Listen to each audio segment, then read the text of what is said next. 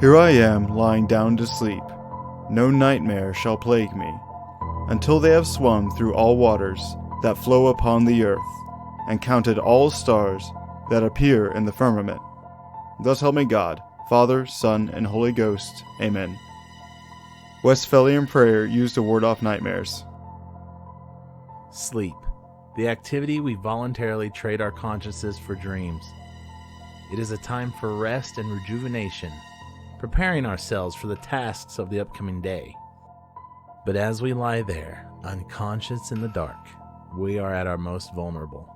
Usually, when nightmares sneak into our heads while we sleep, we can wake up and shrug it off. But what if this nightmare continued into your waking life? And what if you were powerless to stop it? Join us tonight as we discuss sleep paralysis on this dreamy episode of Snipe Hunt.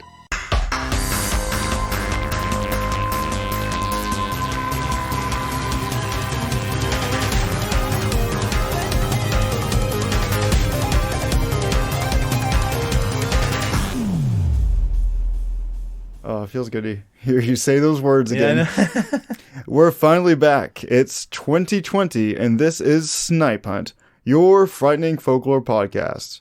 We have risen like a phoenix from the ashes of the holidays, and we've come out mostly unscathed.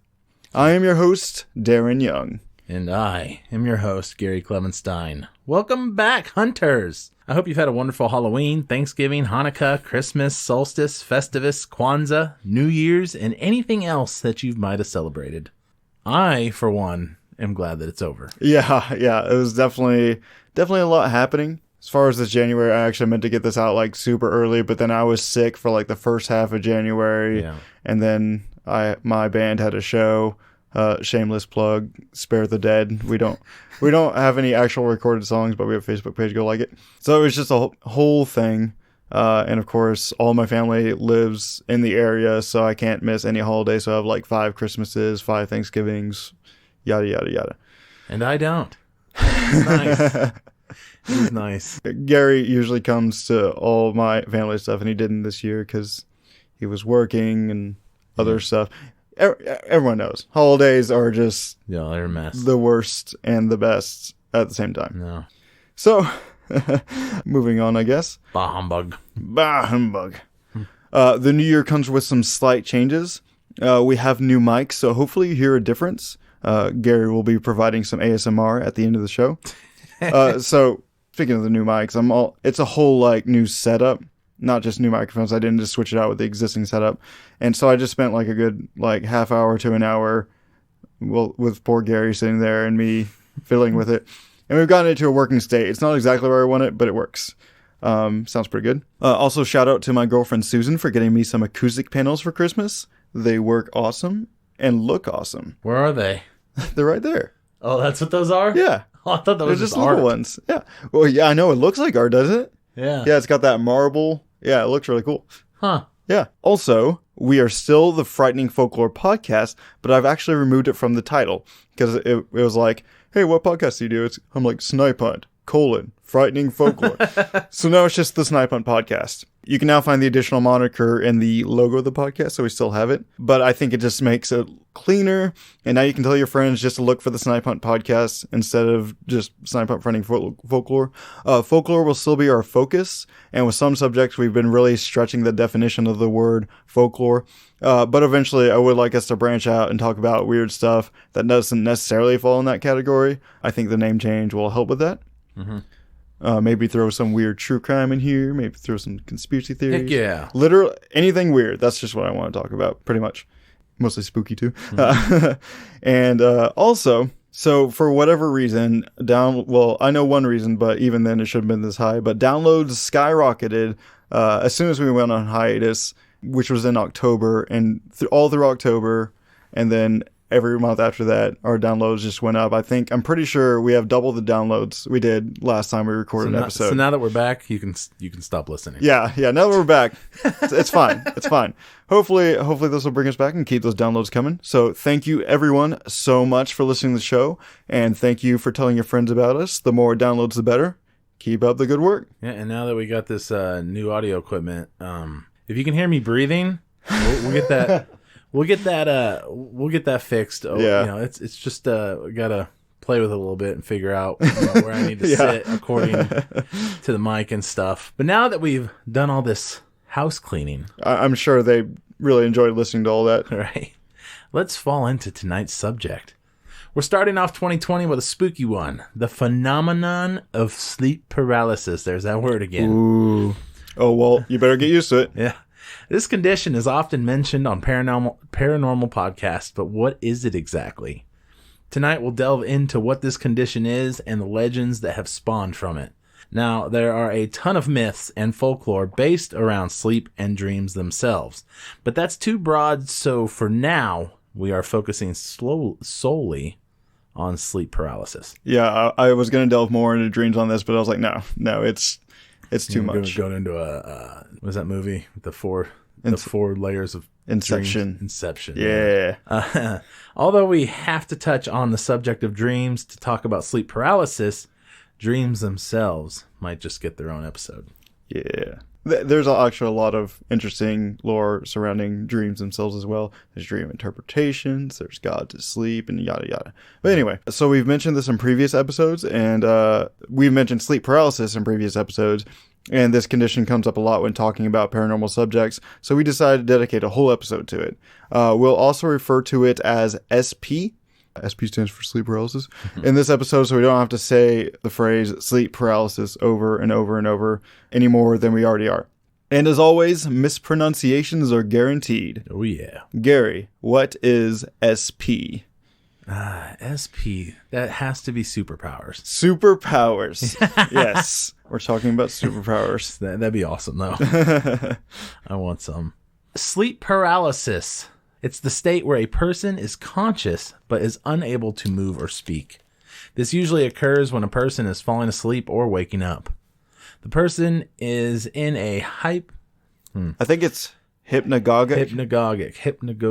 Hypnagogic. I yeah. The person is in a hypnagogic or hypnopompic state.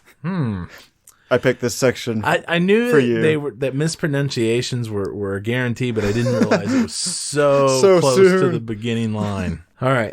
Our hypnopompic state, which refer to the transitional state between wakefulness and sleep or vice versa. According to WebMD, as many as 4 out of 10 people experience sleep paralysis. It most often occurs to teenagers, but an episode can occur in people of any age. So it actually happens to a lot more people than I originally thought. It's a fairly common phenomenon. Of course, there's different levels of it, like how intense it is, but we'll get to that. Only thing that's ever happened to me is I've woken up and I just didn't want to move. I don't think I was unable to move. Me every morning.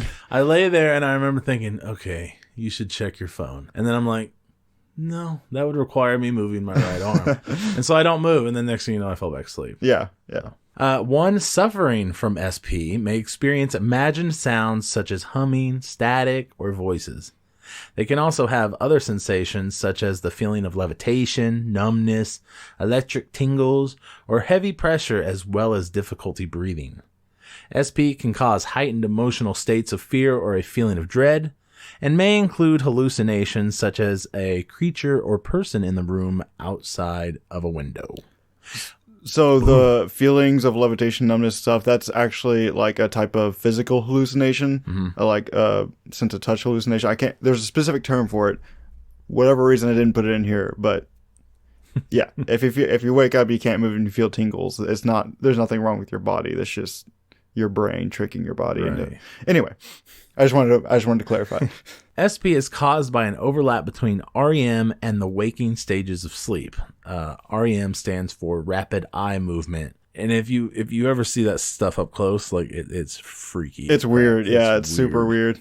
REM sleep is the deepest state of sleep and is characterized by high brain activity, vivid dreams, and as the name suggests, rapid eye movement between the eyelids. Beneath the eyelids. It's hard to move weird. your eyes between your eyelids. I mean, The Cyclops. No, I guess that would, because that's still one eyelid, and never mind. don't think about it. Yeah, okay. Scientists believe the eyes move in the state because they are either responding to vision experienced in the dream or as a side effect of the brain processing eye-related procedural memory. During REM sleep, the brain inhibits the motor neurons, which effectively paralyzes the body in order to prevent the body from acting out the dreams. On a side note, our body cycles between REM and non-REM sleep. In non-REM sleep, we do not experience rapid eye movement and we are not paralyzed. People are in this state of sleep when they sleepwalk. People can dream in the non-REM, but it is rare. So yeah, it's not paralyzed. So anytime you see someone sleepwalking, they're during the non-REM state. Yeah, I would think that would be not a very deep sleep if you're... Well, yeah, I mean, you can wake up a sleepwalker pretty easily. And it's a myth that oh man, you can't wake up the sleepwalker, it'll mess them up. It won't. Just wake them up. I was listening to a podcast earlier. Yeah. And a 21-year-old, the son, came in his parents' house in the morning and bludgeoned them to death.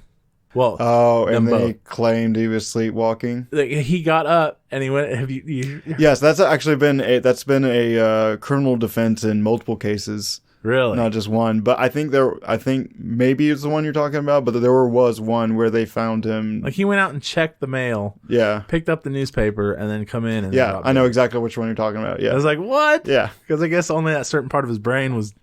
Maybe we'll do an episode on that.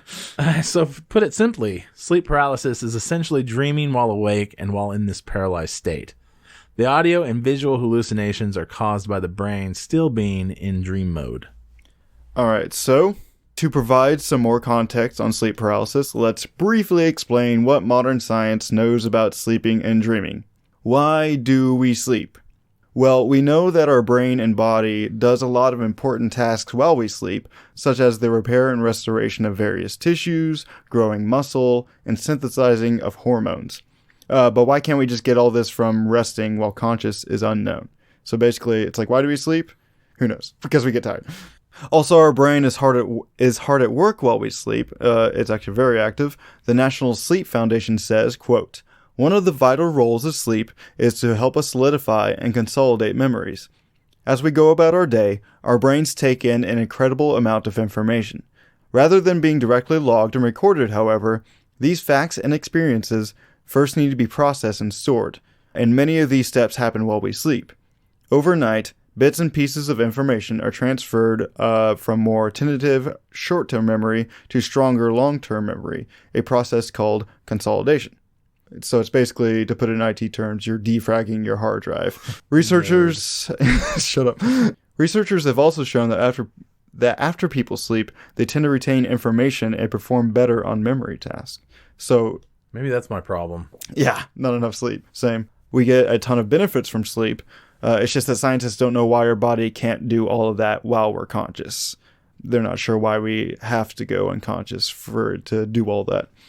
There are certainly theories, just not any that can be proven without a doubt. Along with sleep, scientists and psychologists also aren't sure why exactly we dream. Current theories on why we dream include dreaming aids in the memory consolidation process that occurs while we sleep. So basically what we just talked about. Another one is that it's a reflection of our waking consciousness and our experiences while awake. So basically it's just like it's replaying what we've experienced while we were awake, or reacting to the experiences we had while we're awake. So like if I go to bed tonight, I dream about recording a podcast with you. That's what that is. A means through which the brain works through experiences to achieve and maintain psychological and emotional balance. So if you don't get enough sleep, you get really irritable and eventually go crazy, and that's basically what that is. And then another theory being a side effect of the brain processes that take place while we sleep. So all the physical processes doing all the moving around chemicals, dreaming is not a direct product. It's just something that happens. Rarely dream. Yeah, well, rarely remember your dream. But we're not going to get into that right now. But supposedly, you dream every night. You just don't always remember them when you wake up. Never. Very rarely. Another theory is a means by which the brain prepares us for future experiences by uniting past and present experiences. And then lastly, states that it is a protective act to help us survive by preparing us to face dangers and challenges. All right, so why do we experience sleep paralysis? So we know that sleep paralysis is caused by an overlap between dreaming and waking states. But why does that happen? The reason depends on the individual. Those who suffer from narcolepsy, which is a disorder that affects your ability. Exactly. It affects your ability to wake and sleep. Those people are much more likely to experience SP. It is also more common in those who suffer from anxiety, depression, PTSD, or other panic disorders. Other causes or other factors, I guess, will include genetics, stress, lack of sleep, a disrupted sleep cycle, or all of the above. It affects both men and women the same, and is more common in teenagers and young adults. Lying on your back increases your chance of experiencing SP, and the reason is that lying on your back can lead to interruptions or irregularities in your breathing, which can transition you to a waking state while your body is still in the REM sleep. So basically, your brain's like, oh, you're choking, wake up. But or you have sleep apnea. Yes, or you have sleep apnea. My friend's dad had like really bad sleep apnea. Mm-hmm. He would literally be playing like a first-person shooter game, and he would have the surround sound on. Mm-hmm. Like you could, like if you walked 2 blocks down, you could still hear it. But then he would just be sitting on the couch, and then he would nod his head and close his eyes, nod his head while playing a game, something that's actually engaging. And then he would just fall asleep. I can do that. Yeah. Very easily. I'll wake up, my character's walking into the wall. My buddy's like, are you coming? I'm like, yeah, man. Yeah, absolutely. Yeah, absolutely. Sure. I'm right behind you. I was just checking out this chest. Similar experiences or disorders include lucid dreaming, the state in which the dreamer knows they are dreaming. See, I would like to experience that because then you have control over your dream somewhat and what you can do in it, but it's also very similar to sleep paralysis. So right. I feel like it's just like, oh yeah, I'm lucid dreaming. Oh, slipped right into sleep paralysis, which I do not want to experience. I have not experienced it. I do not wish to experience it. I'm just still wondering if that's what I do is sleep paralysis, but I'm pretty sure it's just me being yeah. Until some old like black hag, not black hag. Yeah, like the shadow. Shadow, yeah. Or a black hag, you don't know. Black hag, It's not like you have control over it. This next one is interesting. Oh yeah. Exploding head syndrome. A disorder in which a person hears an imagined loud sound such as a bang or a boom while falling asleep or waking up. This also may be accompanied by a flash of light. Is this where you're like... Yeah, this is where you're dozing off and then you hear just like a loud like bam, like sounds like a gunshot or something falling down. Like, you imagine yourself tripping over something and all of a sudden you jerk awake? I know what you're talking about, and so is everyone listening, but no one knows the name of it. Yeah, I know. but this is like these are auditory hallucinations, so you hear a sound, but it's not anything like that. But it is really an interesting thing because that would suck so bad because I sort of have trouble falling asleep anyway, so I'm just imagining lying there all comfortable, falling asleep, and then bam, and then I'm not going to be able to fall asleep for a good while after that. We also have a nightmare disorder. It's a condition in which a person experiences vivid nightmares much more frequently than the average person, to the point that the anxiety and lack of sleep caused by these nightmares affects the person's ability to perform tasks in waking life. So basically, someone has a nightmare so much to where he can't get enough sleep, and basically he can't really function. It's probably what we're while he's awake. And Nightmare Disorder would be an awesome band name, by the way. What? Nightmare Disorder would be an awesome band name. Yeah. What is it called when you can't sleep or you don't sleep? It's there's insomnia. Insomnia. Yeah. Night terrors. It's a disorder causing feelings of panic or dread, typically occurring during non-rapid eye movement sleep. So NREM. Yeah. So basically, it's you just feel scared. There. You don't necessarily have to dream to feel it, but you feel it, and then you're wide awake, and then And so this is actually a pretty common one, but of course, this is the scientific explanation of SP. We'll talk about some kooky non-scientific theories that are fun to consider later in this episode. Darren, let's get into the fun stuff. Oh man, I've been waiting. Legends that spawned from the sleep paralysis condition. Dun, dun, dun. The first one being the origin of a term that we use all the time today. The nightmare. In fact, we use that term like 500 times already. Also called simply the mare. The mare. For short. I've never heard it called the mare. It's the mare. Well, when you're talking about this specific thing, I think of a horse. Yeah, exactly. Well, there's a reason for that. Oh. Keep reading. Okay. Spoiler alert. The mare was a malicious spirit of the night that would ride on the chest of their sleeping victims, which would cause them to have terrifying dreams. The term mare comes from many origins. Most scholars trace the word back to the reconstructed Proto-Indo-European root myrrh associated. Oh, myrrh. Oh, myrrh associated with crushing and oppressing. Other sources associate it with to rub away or to harm. It is also closely associated with the Old English word for horse, which is a term we will use today to refer to the female still use horse. Today. Do you have like this weird version of dyslexia where you just replace some words with completely different ones? It is also closely associated with the Old English word for horse, which is a term we still use today to refer to a female horse. Man, you spoiled it earlier. It's going to surprise everyone. That's why pre-reading is so stinking important. It was also believed that the mare would ride horses at night, causing the horses to be exhausted and covered in sweat by morning. Another sign that a horse was ridden by the spirit was entangled hair, referred to as marelocks. Marelocks. Not to be confused with dreadlocks. Murlocs from World of Warcraft, or dreadlocks. I was thinking dreadlocks, entangled hair. But the mare would target human victims as well, riding on their chest. This would cause the feeling of breathlessness, oppression, and fear. The appearance of the mare would vary, often not having a physical description as its presence would only be felt. But given the origin of the word being a feminine noun, if it was a sign in appearance, it would often be that of a woman, which was what I was talking about earlier, the old hag or whatever. Yeah, exactly. In Polish mythology, in Polish mythology. Are we talking nail or shoe? Yeah. A mare was once human. A mare could be the soul of a dead person, the seventh daughter in a family, having one's name mispronounced while being baptized, or even just someone who mispronounced a prayer. So lots of ways to become a mare, I guess. In some regions, it was believed that the mare will drain the energy or the blood of its victims like a vampire. It seems like there's every creature that ever exists in folklore, it's like, oh, also it sucks blood and or energy. Or that they can shapeshift into animals similar to the abilities of a witch. A witch. A witch.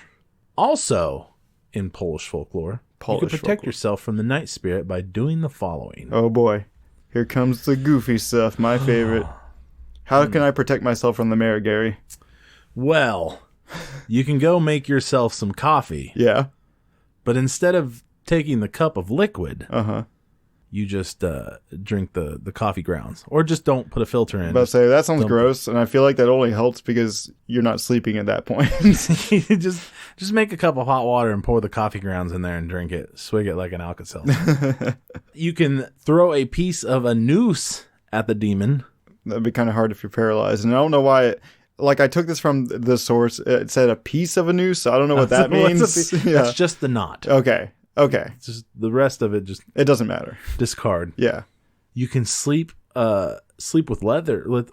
You can sleep with a leather wedding belt or a scythe. Scythe. Scythe. Yes. Okay. It has to be leather though? I guess. Or or sleep with leather, a wedding belt, or a scythe? Now, that's unclear. Or all three. Or all three. Yeah. This is my favorite. You can invite the mare for breakfast. I mean, yeah, that's just common courtesy. Yeah, that's just polite, honestly. And does the mare have to RSVP, or do you just hey, man, I'm having breakfast tomorrow if you want to come? Let's go. And then what if he actually shows up? Do you have to share? You have to offer to pay. Oh. That's the catch. Including the tip. You can change your sleep position. Yeah. That's actually a legitimate version of... I'm a side sleeper. That's not bad. Sometimes I have like a memory foam mattress, so like if I lay on my stomach, like my back does this really weird U shape. No, sleeping so sore. Sleeping on your stomach is bad for your back. It's good for like digestion, but it's bad for your back. Yeah, I sleep on my stomach all the time. Darren, you do this already. Maybe. I mean, I just do this as a precaution, but you can smear feces on the front door. I mean, I would imagine that would keep most things away. I mean, I do it a lot of things. I personally do it to keep the black-eyed kids away. Yeah, because they come up to your door, but not if it smells like feces. Stay away. Up also, it's great for keeping out solicitors and Jehovah's Witnesses and just nosy neighbors. It's great. It's all purpose. And finally, you can leave a bundle of hay in one's bed and then go to sleep in another room. Ah, the old switcheroo. Yeah. Then Bear will come in to get you and be like, I got you. Be like, what? It's a fake. Yeah. What is all this hay? It's kind of like when you're a teenager and you have to like put pillows to make it look like you're still in bed. So when your parents check on you. Okay, so that was the mayor. So if you're ever haunted by a mayor, I guess you can try any of those things. I personally recommend the feces on the door. And then Gary personally recommends inviting the mayor for breakfast. Or, I mean, I'm sure you can do any combination of those or all of them. On your way out the door, just smear feces on the door. Yeah, I mean, feces on the door doesn't have to be for the mayor. So now let's move on to the night hag, which is what you were talking about earlier. Full of spoilers today. No sources say that specifically that the night hag is a version of the mayor, but they do seem like the same thing. I almost put them in the same section, but I decided to divide them up. Also called the Natsnitsa. The night hag is a sinister-looking old woman that sits on the chest of her sleeping victim and drains their life energy. She is common in many cultures and even shows up in various works of literature, most notably Shakespeare's Romeo and Juliet. She was just kind of like an offhanded comment. She wasn't like a character. The Natsnitsa prefers child victims and will visit those who sleep on their back with their hands on their chests, like crossed over the chest. This position is sometimes referred to as, quote, sleeping with the dead. Who would sleep like that? Vampires. Vampires, yeah. Dracula. The night hag might appear as a being made of shadow, sometimes with a horrible screeching voice, and sometimes is accompanied by the smell of the moss or dirt of her forest of origin. So apparently the night hag comes from the forest. So that also sounds kind of witchy. It's like, oh, the old lady that lives in the woods.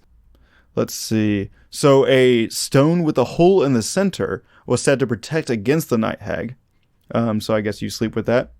In some regions, mothers would draw a circle around their child's crib or even place a knife in the crib for protection, although this seems way more dangerous.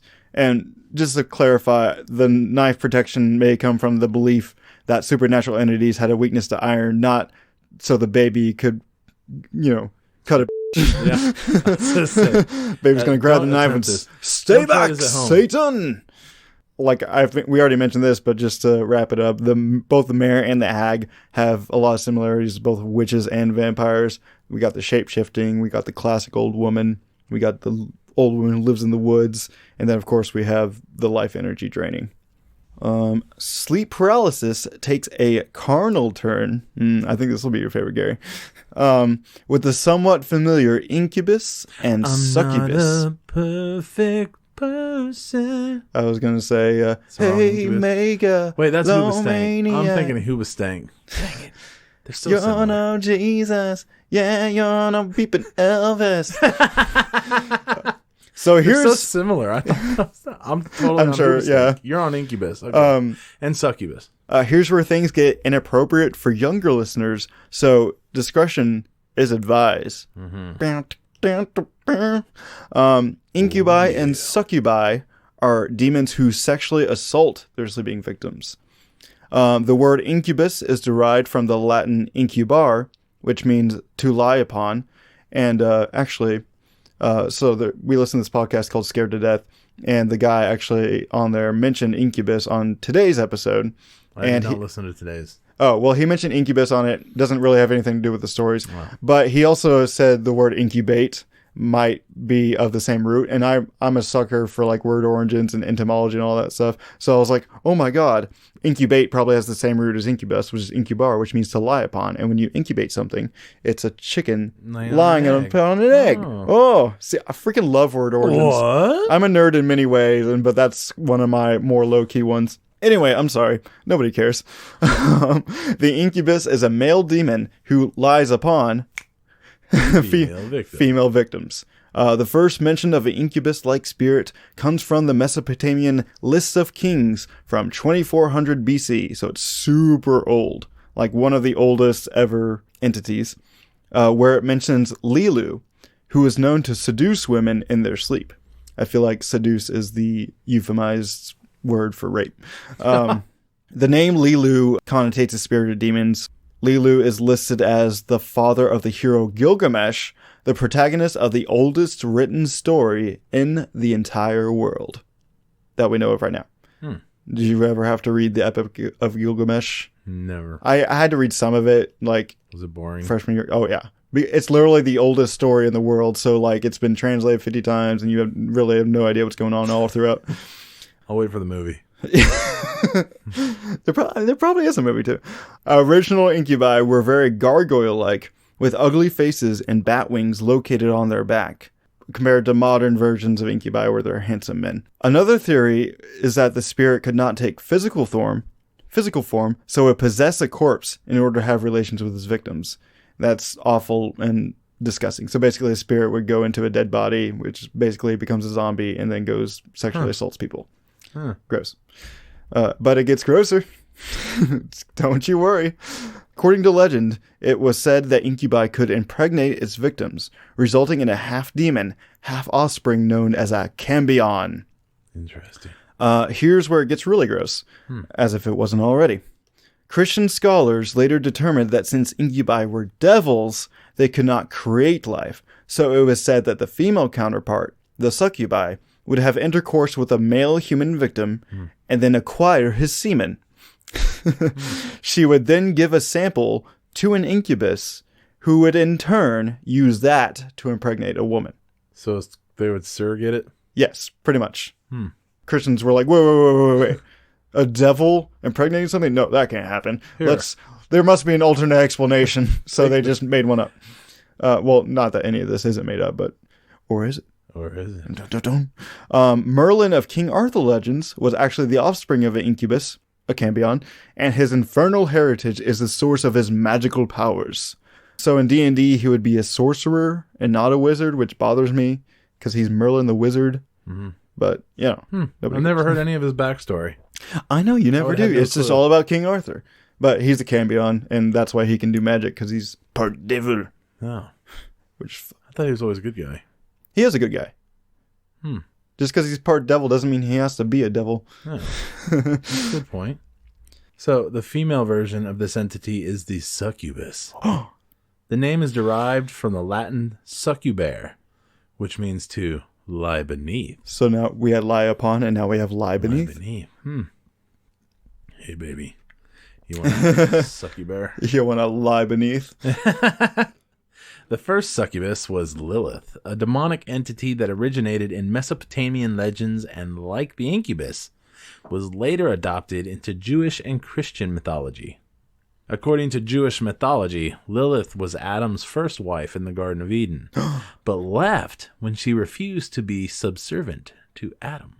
You go, girl. You go, girl power. So she left and shacked up with the archangel Samael, who is, along with the angel Mastema, one of the origins for the Satan figure in Christianity. At least this figure seems to be one of the origins for the Satan figure. We aren't scholars or theologians. Yeah, I just put that part in because I didn't want to get any angry emails. Why? Why would you get angry emails? Because, Satan was a figure inspired by these two figures and not an actual entity, but more of an archetype that just describes the enemy. But we're not getting into that. Succubi, especially in modern representations, are often depicted as attractive young women. Oh, yeah. But a closer look would reveal traits that reveal their demonic origins, such as a tail or bird-like talons, which to me even better. Super hot. Repeated nighttime activity with either a succubus or incubus was said to result in the decline of one's mental state or physical health and may even lead to death. Within Christianity, sexual taboos such as unwanted pregnancies, incest, and wet dreams were often blamed on incubi and succubi. Sort of a devil made me do it excuse. So I was visited by an incubi at my friend's house when I was 12 years old. Yes, that's what happened. It definitely wasn't anything that happened to do with you, but that's kind of like messed up. It's like if there's incest and maybe someone got pregnant as a result of incest, the parties would be like, oh, must have been an incubus. Yeah. Now, nearly every region in the world has its own folklore surrounding sleep paralysis. Most of them involved a ghost or evil spirit holding them down, essentially the same as what we've been talking about. With the exception of the more sexual ones. Right.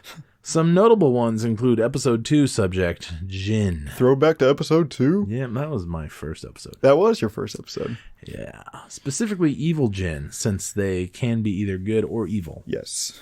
Some beliefs hold that sleep paralysis is the result of a curse or black magic by an enemy or a jealous person.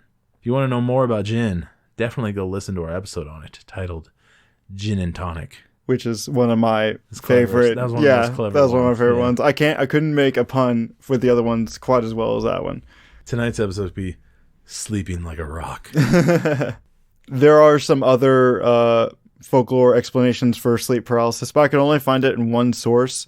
So take it with a grain of salt. But I'm going to include, so I couldn't verify it pretty much, but I'm going to include them anyway because they're too fun or interesting to exclude. So we're just going to kind of rapid fire through these.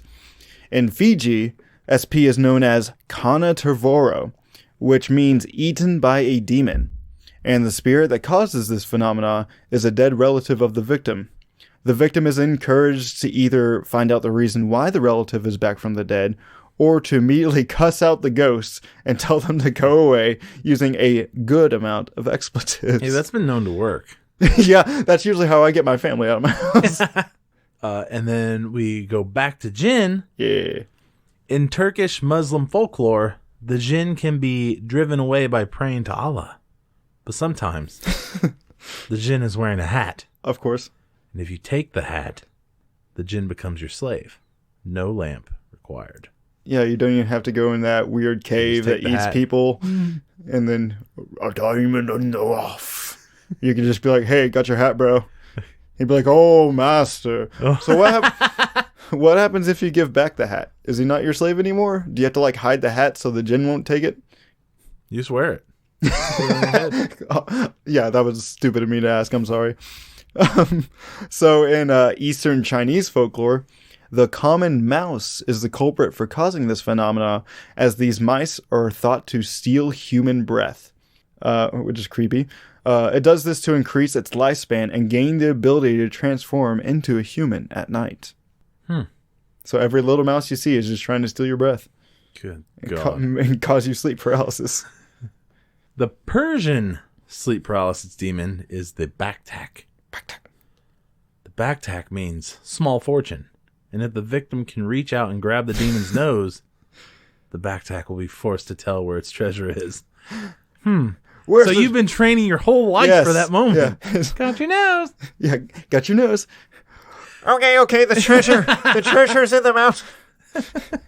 In, I think it's Pashtun culture, or maybe Pashtun, the SP creature is a ghost that has no thumbs. Ooh. And this one's the great, because, you know, like, it feels like you have shortness of breath and you're being held down. Yeah. Well, according to Pashtun culture, it's because this ghost tries to strangle its victims, but it's not very good at it, as it has no thumbs. You gotta have them thumbs to strangle people. So it's just a ghost that's not good at strangling people. Also, side note, the concept of taking the hat of the spirit to control it is found in multiple cultures and might even explain the origin of the fairly popular shadow man entity, the Hat Man. You know, that reminds me of an old show I used to watch, and I've never been able to find out exactly what it was.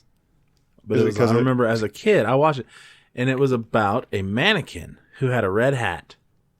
Okay. And if you took the red hat, he became a mannequin. But if you had the red hat on, So it's like a Frosty the Snowman yes, situation. yes. And I cannot find anything, but that reminded me of it. I know it's completely Listeners, if you irrelevant. have any idea what he's talking about, please email us. Yeah, email, so we can please. solve this mystery because I Yes. want to know what this is. Yes, it was a good show. I've been wanting to YouTube it, but I've tried Googling and I can't find anything on it. Maybe I dreamed it. Maybe you did. As we learned in previous episodes, the memory is not that great. Okay, so the last folklore about this phenomenon may actually be the deadliest lore we've covered on this show. It's got T's in it, but I think they're silent, so it's the Sog Swam, which is a sleep paralysis creature in Southeast Asian culture, specifically among the Hmong people. It's Hmong. Hmong people. I think it's Hmong. Hmong. It was also they also covered this in Scared to Death, but I can't remember how they pronounced it. So we're gonna go with Hmong. In the late 1970s, 117 Hmong refugees who had recently relocated to America died in their sleep from sudden, unexpected nocturnal death syndrome. The acronym being SUNS. So it's like the adult version of SIDS. Yes, that's exactly what it is. Also called sudden arrhythmia death syndrome, SADS. It is SADS. It is a genetic heart condition that can cause sudden death in young, apparently healthy people, often in their sleep. Wait, did all this happen at once? Yes, that's At once? Yes, that's the crazy part about this. 117 people Yes, at once. well, not like at the same time, but like Just within the same period of time. over a very short period of time. Oh, okay. It seems as though this heart arrhythmia, which is an issue with your heart's rhythm, was triggered in these 117 Hmong refugees due to their belief in a night demon called the Sog Swam. Author Shelley Adler collected experiences from the Hmong people on their episodes of sleep paralysis. One brief explanation was described as such, quote, I remember a few months after I first came here, I was asleep. I turned out the light and everything, but I kind of think. And then, all of a sudden, I felt that I cannot move. I just feel it, but I don't see anything. Then I tried to move my hand, but I cannot move my hand. I keep trying, but I cannot move myself. I know it is Sog Swam. I am scared. I can hardly breathe. I think, who will help me? What if I die? Sorry, I'm sure that was translated from whatever version of Chinese they speak. The Hmong believe that if they do not perform their regular rituals properly or forget to pay homage to their ancestor spirits or guardians, this will leave them vulnerable to attack from the Sog Swam. The refugees who came to the U.S. were thought to have stopped performing these rituals, and that this belief in the Sog Swam created a placebo effect which triggered the condition. It was almost as if their own dreams were killing them. This account was actually the inspiration for the Nightmare on Elm Street movies, where monster Freddy Krueger kills his victims in their dreams. So Freddy Krueger's basically a Sog Swam. Yeah, that makes sense. Yeah. Except a lot more violent. So I thought that was interesting that people have actually practically died from this condition. So Except without the long yeah, sword and fingers. also I don't think I put this in here, but like all of them but one were men. Which is really weird. 117 of them, all who came to the U.S., all died in the same time period, and most of them were men. It was the women. And the children, too. The children. The children. Oh, I'm sorry. The children. No question that sleep paralysis is a terrifying experience. Now let's read through some real experiences that people have had during a sleep paralysis episode. Do we have a sassy? No, it's not Saucy Sweets. Sassy Sweets? No. I was gonna say, Not this time. I guarantee she has a couple stories. I'm sure she does. First story is by Reddit user Toki Doki Chan. Great name.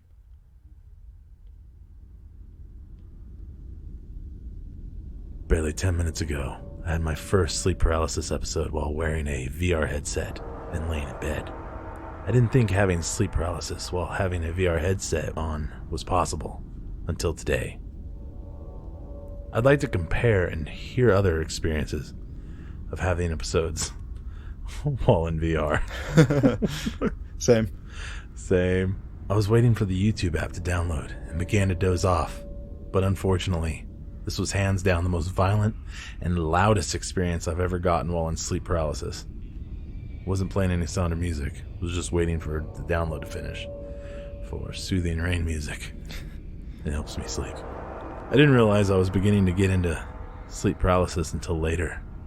First, I noticed from the gap between my nose and the headset a white hand creeping up my chest. Ugh. Creepy. Then, suddenly, a record of smooth jazz started playing. I was like, wait, that's not the sentence.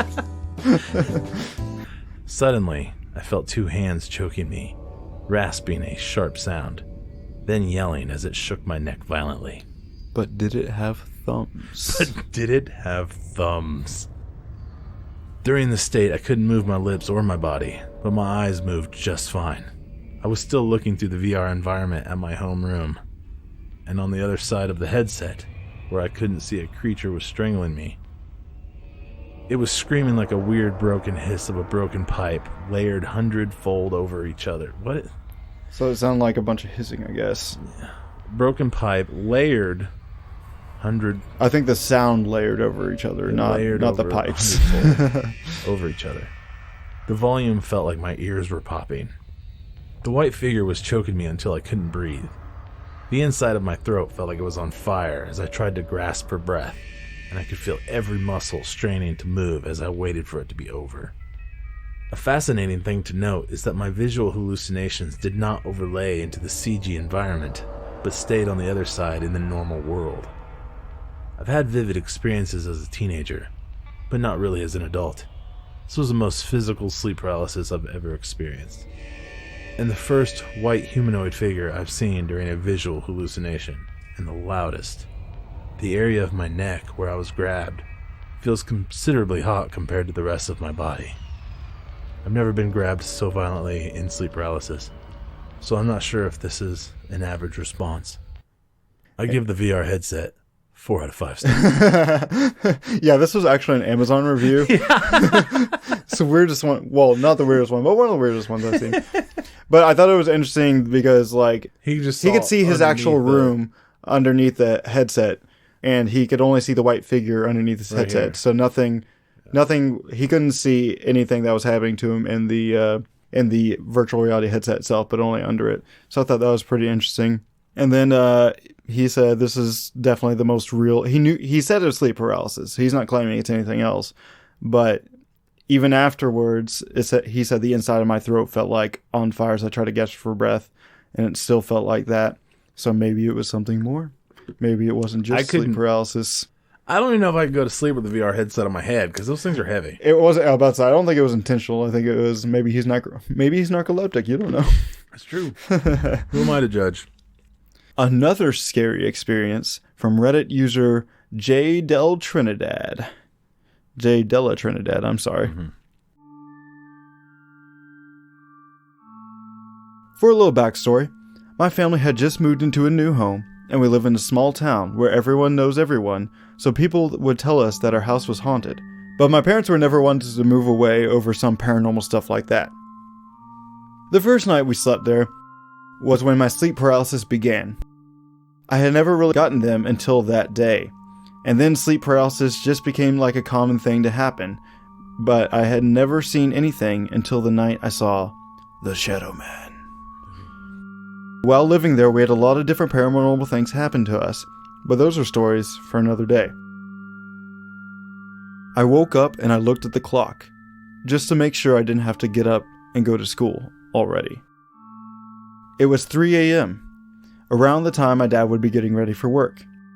I glanced over to his room and saw him putting on socks. This is when I realized I couldn't move. I tried yelling for my dad's help, but I couldn't. I tried moving, but all I was moving was my eyes. I moved my eyes up, and this is when I saw him towering over me. He then begins to walk towards the end of my bed by my feet. And you know everyone's worst fear while watching a horror movie is something grabbing your legs, right? Well, that's exactly what happened. I remember feeling these freezing cold hands wrap around my ankles. Like when you grab ice and your hands become really cold. Well, it felt just like that, except 10 times colder. When I feel its hands on me, that's when I begin to panic. It can touch me, I think to myself. It can touch me and I can't fight back. It yanks me half off the bed. I try to scream at the top of my lungs, but still nothing. I begin to tear up and pray. I call Jesus' name and ask for his help. This is when it releases me. I am finally able to move. I wake up, and as soon as my mom gets up to prepare my dad's lunch, I tell her what had just happened to me. My mom is a very religious person, so she blessed where I slept and told me that if it ever happened again, just to pray and tell it it's not welcome. Oh, and remember how I said my dad was putting on his socks while all this was happening? Well, it turns out he had not even woken up yet, so I don't know why I saw him putting on the socks before all of this. It sounds like he had almost a Shadow Man encounter, which is basically exactly what it sounds like if you're not familiar with it. And sleep paralysis might be a possible explanation for a lot of these Shadow People encounters. This was interesting because he didn't start getting sleep paralysis until he moved into this infamously haunted house. So maybe the hauntings triggered it, or maybe it wasn't sleep paralysis at all. But yeah, I imagine it's one of the scariest things on earth, the Shadow People. Yeah. And you see one, but it's just putting on socks. Well, yeah, what was that about? I think if I'm going to encounter one, I think I'd prefer that. Yeah, way. was he just like hallucinating his dad as well? Because that seems very like whenever people hallucinate, well, like it's not like someone they know. It's always like some other like weird thing they see. So I don't know what that's about. Also, it said it yanked me half off the bed, but he doesn't elaborate if he actually, when he woke up, he was actually half off the bed. Because if it's sleep paralysis, he can't move, so he can't throw himself off the bed. Right. So, I don't know. It's weird, creepy. Like I said, I don't want to experience sleep paralysis. So, I'll keep my fingers crossed. Wouldn't that be cool if we both had it tonight? Hey, shut up. Hey, you have Susan. True. And some kitty cats. She'd just be like, shut up. I was about to say, well, I can't move or talk or anything, so I'll just be laying there in terror, and Susan will be getting a good night's sleep. You'd be like, doing that noise. Like, shut up. Hit you with a pillow. Hey, that might wake me up. This next story comes from a Reddit user that I love the username. It's pretty great. Reddit user, 94 usernames, 32 taken.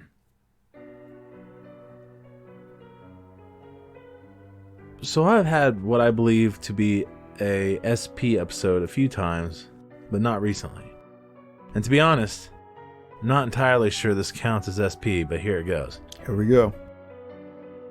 On and off for about 3 months, way back in high school, I experienced vivid dreams of an imposing faceless man with really long black hair who would stand over my bed while I slept, or stand in the doorway of my room. Creepy.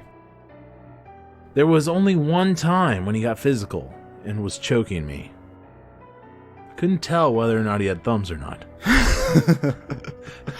Hard to tell sometimes. That wasn't in there, I'm sorry. But that's not why I'm here. I remember thinking something like, oh great, here we go again. The last time I had this happen. He was standing in the doorway of my room like usual. And like usual, all I could do was watch. But then something odd happened. All of a sudden, he wasn't there, and instead the fridge from my kitchen was in my doorway. The haunted fridge. This went on for what felt like a few minutes, and when I woke up, I kept thinking back to it. Like, what the hell was that? His sleep paralysis demon switched Is places a with the fridge. Ooh. I've always been pretty good at avoiding nightmares. If something is happening in a dream, I don't... That scared me. A little jumpy over there. I've always been pretty good at avoiding nightmares. If something is happening in a dream I don't like, I can usually steer away from it by going somewhere else or adding something silly. So it can usually lucid dream, I guess. So I just chalked it up to my unconscious mind saving me from fear. And he was probably just really hungry. Yeah, I was about to say, I included that just because I thought it was hilarious. He was like, the man with long black hair who's my sleep paralysis demon. All of a sudden he disappeared, and in his place was my refrigerator. Dun dun dun. That was literally the only reason I included it, because I didn't want to include this many stories, but I was like, I can't not include put that one the in fridge story. All right, this last story comes to us from Reddit user CooperBub.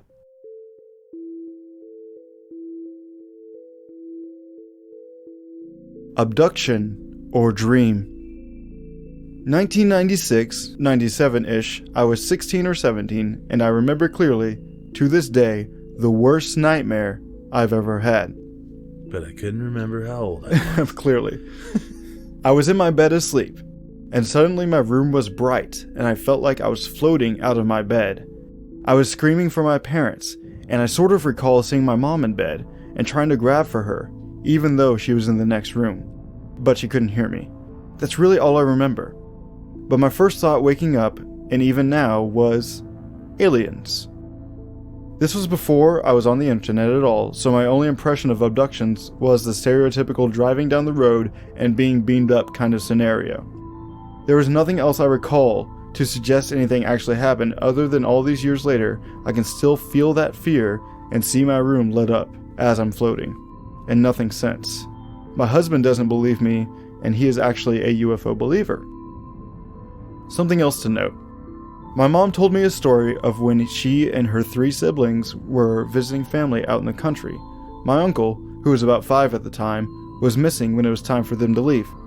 He finally comes running from behind the house, and then when they asked where he had been, he told them he was talking to the spaceman, Kinar. My mom said as they pulled away, a light in the sky followed them all the way down the dirt road and disappeared.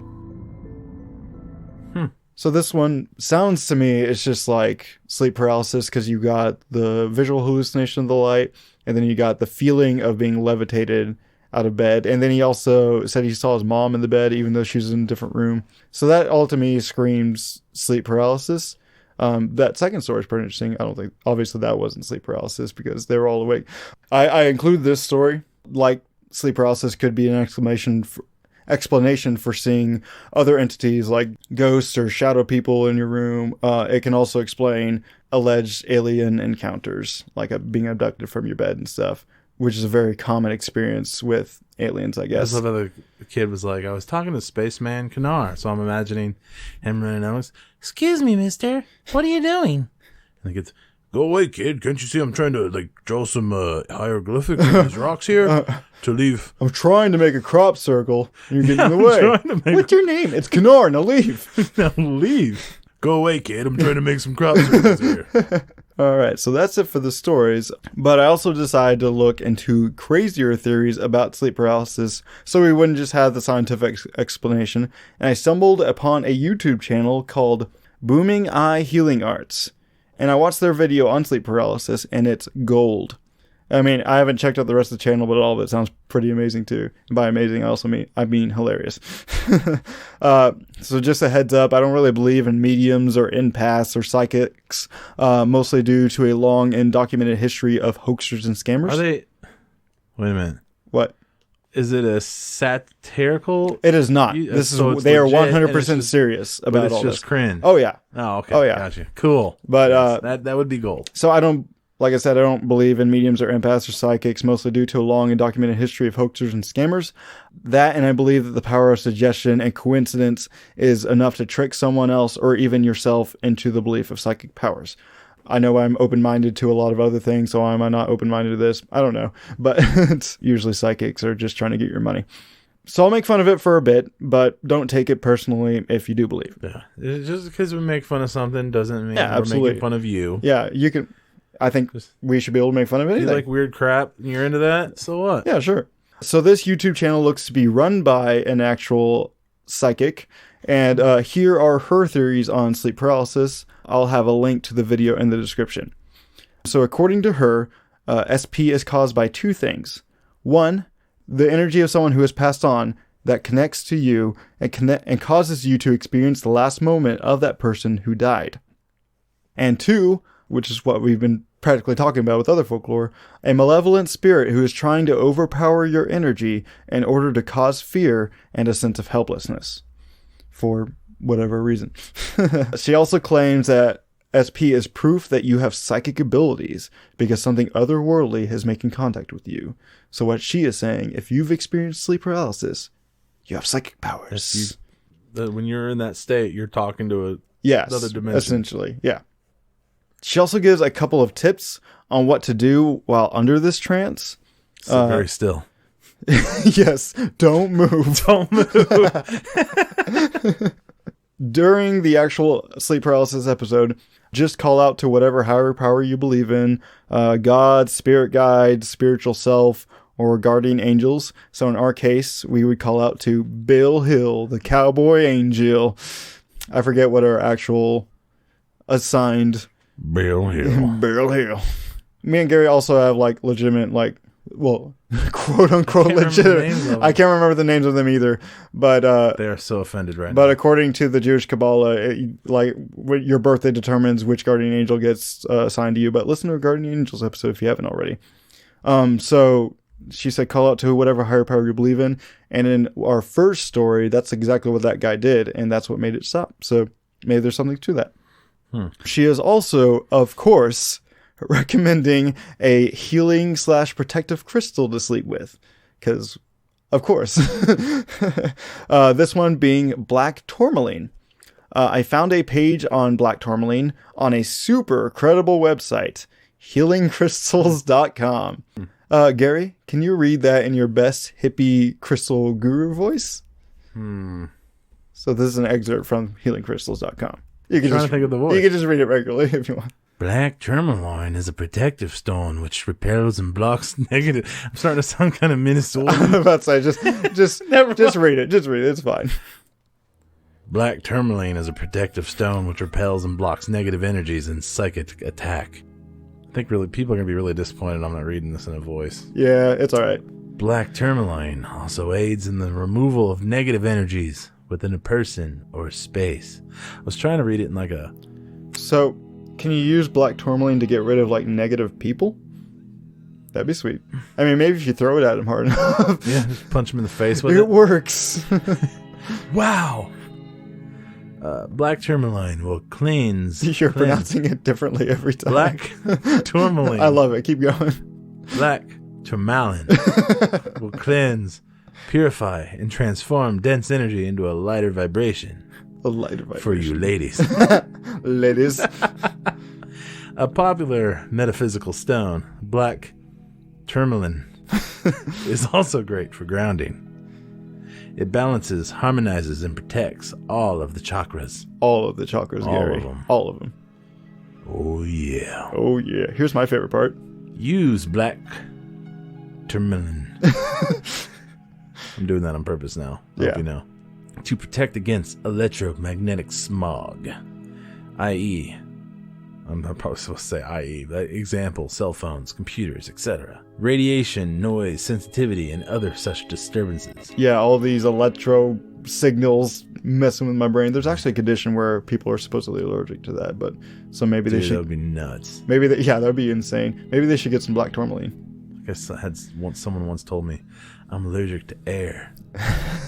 Like, dang. There are people who are allergic to water. That is scary. Yeah, I can imagine. Black tourmaline can be used as an aid to remove fear and boost self-confidence. Okay. Black there's tourmaline. also another substance that removes fear and boosts confidence. It's called alcohol. Yeah. Black tourmaline has a calming effect when needed, grounding flighty or scattered energies into the earth. Oh, yes. The flighty energies. Those who face challenges from negativity, frequent worrying, and or OCD can work with black tourmaline to help heal these issues. Okay. Carry a piece of black tourmaline in your pocket to increase physical vitality throughout your day. You know, if we carried every crystal that these people suggested that we carry, we'd be loaded down with so many crystals every day. The walls would be nuts. Meditation with black tourmaline can enhance the integration of insights and visions into one's daily life. Of course. Physically, black tourmaline helps to strengthen the immune system. ran out of ways to mispronounce it. Balance the left and right hemispheres of the brain and detoxify the body. Yeah, you don't need vitamin C. Just get some black tourmaline to boost your immune system. Black tourmaline is very helpful when dealing with illnesses of the lungs, such as bronchitis, emphysema, pneumonia, and pleurisy. Black tourmaline is a must for any medicine bag and is great for body layouts. Yes, every doctor that I've ever gone to, if they're credible at least, they at least have one piece of black tourmaline in their medical kit. Yes. For sure. If they don't, then just get out of there. That's not a legitimate doctor. You're being ripped off. Yes. So clearly, I don't believe in crystal power or anything like that, but I do definitely want to do an episode on it because it actually has a history behind it, and it's not just something recently invented by white people with dreadlocks. I think it would be a great one to learn the history behind it and also to poke fun at it all at the same time. Now, to be fair, yeah, if it is legit, I mean, we're the ones screwed. It's so true. Don't be mad. Yeah. It's our loss. Yeah. Don't even worry about it. Maybe I'll get some just for this room, so when we record, it will be protected from. I think it's all mental. Negative. It probably is. It may have positive belief in this kind of stuff, as well as belief in a lot of other things, causes some sort of placebo effect. Right. That could affect it. Like if we're looking at this through a purely scientific standpoint, and then you experience sleep paralysis and say, "Oh, Jesus, come help me," and then it ends to a religious to a religious person, Jesus did it, but maybe it is causing a placebo effect where your brain is like, "Oh, it's time to end this now," and then your brain just ends it. But I don't know. All right, so what do you think of sleep paralysis, Gary? You know, I think I like where it's at, and I like to know about it. Yeah, just absolutely. Not to have anything to do with it. Yeah, like I said, kind of mentioned in the beginning of this episode. I still think that I've had it, but I haven't had the whole no hallucinations or anything like that. It's That's more good. of this. I'm just like, let me reenact it. Okay, this is me. This is me. I wake up. The room. You is grab silent. brush and put on a little It's makeup. dark. No, yeah. Wake up. Try to put on a little makeup. Okay, so I'm laying there. Okay, my eyes open. It's pitch black. I can't move my head. I'm not moving my head. Not that I can't. I'm just not. I'm moving my eyes, and I'm like, okay. So then my brain starts thinking. I'm like. Start talking to myself. I'm like, hey, why don't you check what time it is? And then I'm like, nah, let's not do that. That would require moving. Maybe your brain knew that was my sleep paralysis. Yeah, maybe your brain knew it couldn't move, so it was like, let's not even try it. Yeah. So I've never experienced it myself, but I've had a couple of friends who've had. Well, one was my friend's mom, and they were religious. So she believed a demon attacked her in her sleep, and it was basically your classic. She couldn't move. There was a dark figure on top of her that was choking her, and she concluded that was a demon. My other friend who had it, she woke up and she saw an old couple standing at the foot of her bed watching her, which is creepy. But then she just went right back to sleep. And so if you're ever wondering if you're in a sleep paralysis episode, or if you had one, if you're experiencing something, you're like, wait, is this sleep paralysis? One, you can't move at all. I mean, I'm not sure what the extent of the paralysis is. Maybe you can move your head a little bit, but most of the time you just can't move anything. So if you can move during the experience, it's not sleep paralysis. Two, and you actually hear this with a lot of paranormal stories, it's like they'll wake up and experience something crazy, and then for whatever reason, they'll just immediately fall back asleep. They can't help it, they just fall back asleep. That's a huge sign of sleep paralysis. If you're like, oh, there's a ghost in my room that's about to eat me, time to catch up on some Z's, then that's just sleep paralysis. I'm just trying to imagine laying there and I feel something slowly crawling up my legs. That disembodied white hand. Hello there.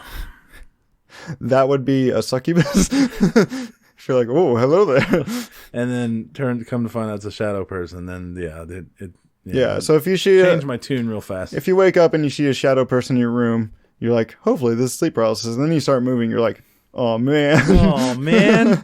Come on. All right. Well, that concludes this episode. Woo.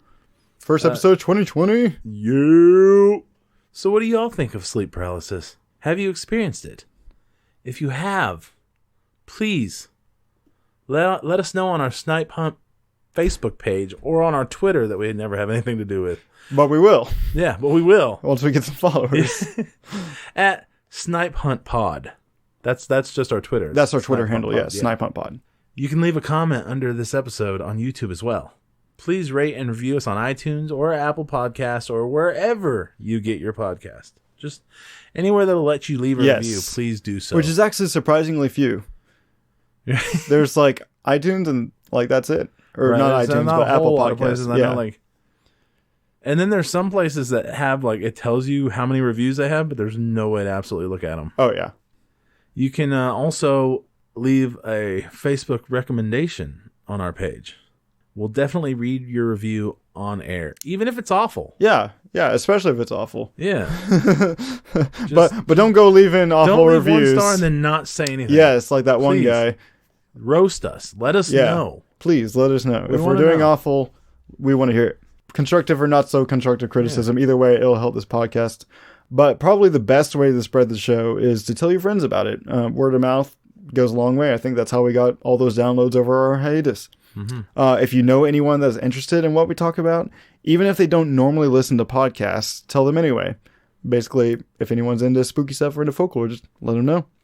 This episode is brought to you by our Patreon supporters. If you'd like to support us in that way, you can go to patreon.com/snipehunt. And for as little as $1 a month, you can get access to topic voting and our blooper reel episodes. I mean, even we got like 300 people to do $1 a month. No, yeah, even not the that. Change we can make. At this point, I'm just trying to pay off the monthly fees.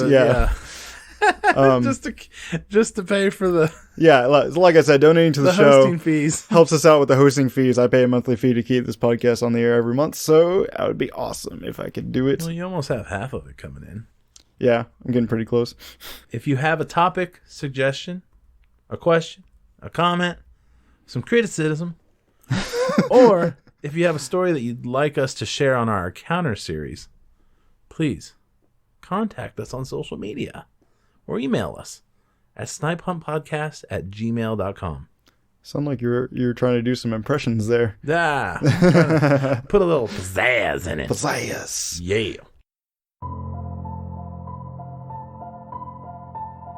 Nightmares cannot be avoided. We have to sleep sometime, and when we do, it always seems like nightmares are waiting for us. Fortunately, most of the time, their terrifying influence concludes when we wake up. But if you awaken, unable to move, and with a dark figure on top of you, just know that it is only sleep paralysis, and that it will pass. Be wary, however, as others have met with a grim fate due to encountering this frightening folklore. Once again, we want to thank you for listening to Snipe Hunt. Your listening has been noted and will be reported to the proper authorities. All audio used was done so under the protection of fair use. Logo design is by Ethan Rothfuss. The music you heard in this episode was composed by Mayu and Nature World 1986. We'll continue to search for the unexplained, and we'll hopefully see you on the next hunt.